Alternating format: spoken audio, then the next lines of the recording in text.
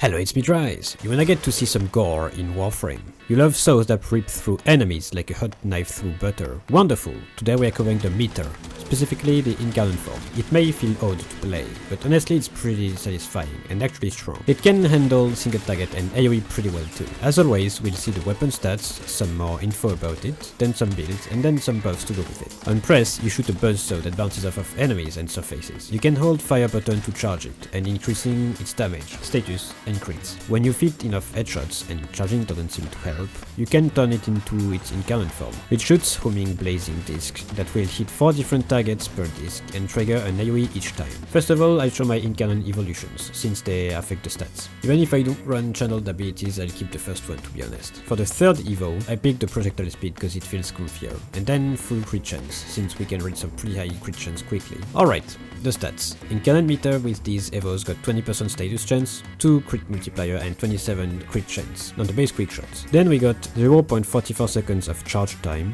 4.25 fire rate, a mag of 20, 2 second reload speed, and a really high Raven dispo. It covers all 3 IPS, mainly slash though. For the charged shot, we got about 3.4 times more damage, 50% status chance, and 32% crit chance. The Incarnon form has a fire rate of 8, no punch through, 20 charges, 56% status chance, 3.3 crit damage multiplier, 42% crit chance, and all 3 IPS again, mainly slash, and it got a radial attack. The radial attack has the same crit and status stats, but it only deals hit damage, and it has a 3 meter range. It doesn't have any variants. Also, the Incarnon does multi-co, and the meter has an augment allowing it to one-shot nullifier bubbles 90% of the time. Though I won't run it, but if you play against Corpus you can. We got 6 builds today, but before I show them, you can relax, I don't have a Raven. First one is a create viral hit build, my go-to, works in nearly any situation, as always. Then we got a viral slash. It performs similarly, but runs hunter munitions, you basically replace your hit damage with slash damage. For the third build, we got a Coroblast one,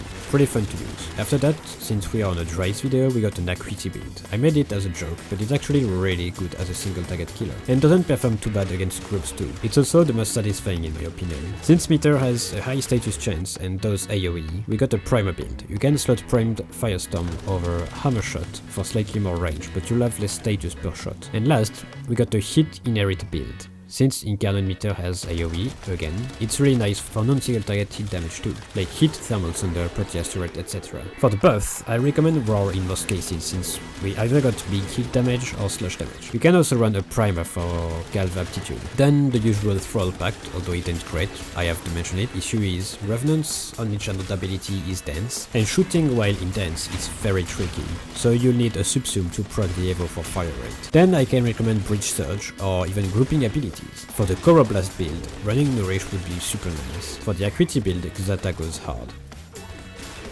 For priming builds, or builds with galvanized aptitude, running abilities that give more elements is sweet too. Thank you for watching. Now you'll join Kramer. Remember to have fun. Adios.